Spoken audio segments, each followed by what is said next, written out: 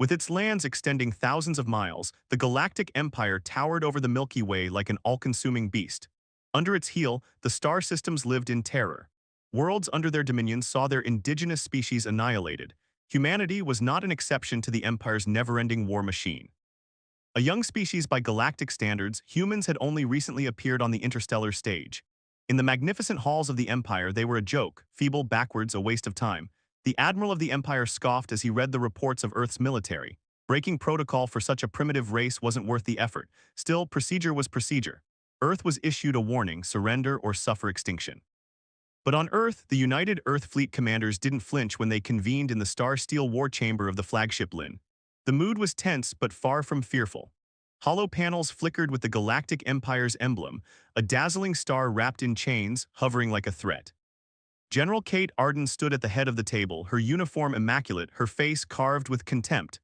"We're just going to roll over and submit," she scoffed, dismissing the ultimatum with a flick of her hand. The room erupted, not with nervous laughter but genuine amusement. Humanity had seen this before: empires invading their land, forces threatening extinction since the dawn of time. And one thing had never changed: people never gave up. Fleet Commander Darius Hill leaned back in his chair, boots resting lightly on the table. "Well," he smirked, "maybe we send them a nice thank you card for underestimating us." The laughter resumed, but beneath it a sharp tension buzzed. Earth had been preparing. The Galactic Empire wasn't the first to think humanity had no defenses, but this time the enemy had the entire galaxy at its back. And that was exactly how humans liked it.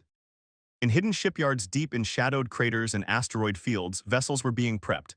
They looked outdated, even laughable by galactic standards, but beneath the patchwork hulls lay terrifying ingenuity.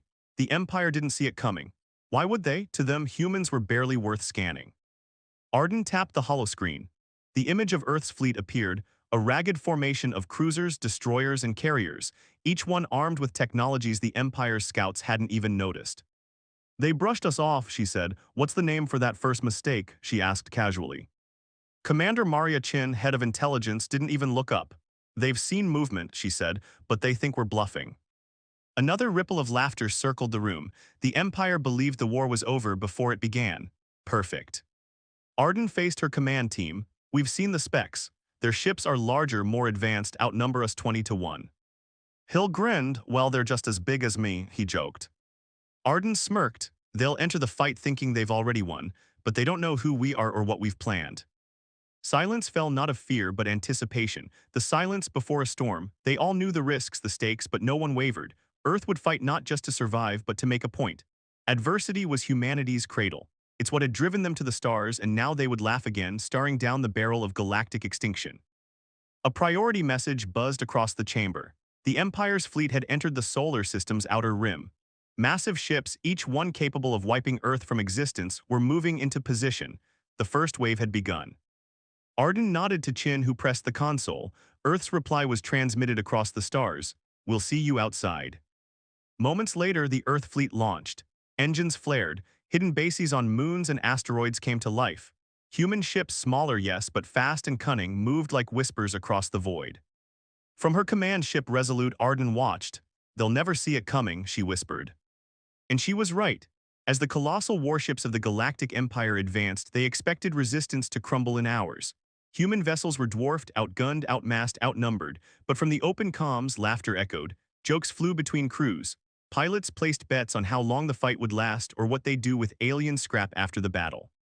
It wasn't bravado, it was human nature. That laughter disturbed the Empire more than they'd admit. Across history, the Empire had crushed countless species, most begged for mercy.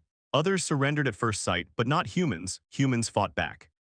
When the Empire's opening salvo cut through space, dazzling beams flashing toward Earth's fleet, they expected chaos. Instead, they met precision. Human ships darted between explosions, weaving in and out of formations. Smaller, faster, nimble. The first human cruiser, scarred and aged, dove headfirst into the thick of an alien formation. Sensors flagged it as obsolete, a non-threat. Too late. It unleashed rapid-fire bursts that shredded an alien destroyer's shields. Another barrage followed, precise, deliberate, devastating. Confusion swept the enemy bridge. How had such a subpar vessel gotten so close? How had it done so much damage? There was no time to answer. More human ships arrived, employing tactics the Empire had never seen. They didn't fight by the rules. They swarmed, struck, vanished, reappeared in places sensors couldn't predict. Alien targeting systems scrambled, one officer shouted. Keep them in your sights, catch the shadows. But the shadows danced. They struck with intent not to destroy but to disable, to humiliate. Empire ships sputtered, engines flickered, shields collapsed. And over open comms, human voices echoed again, your ships are shiny, but can they do this? Humans continued to laugh throughout it all, and the sound of their laughter echoed throughout space, frightening even the Empire's troops. They couldn't comprehend that this was going to be a slaughter, but the humans cleverly countered every attempt to change the tide, demonstrating their superior firepower ineffective against Earth's tactical superiority.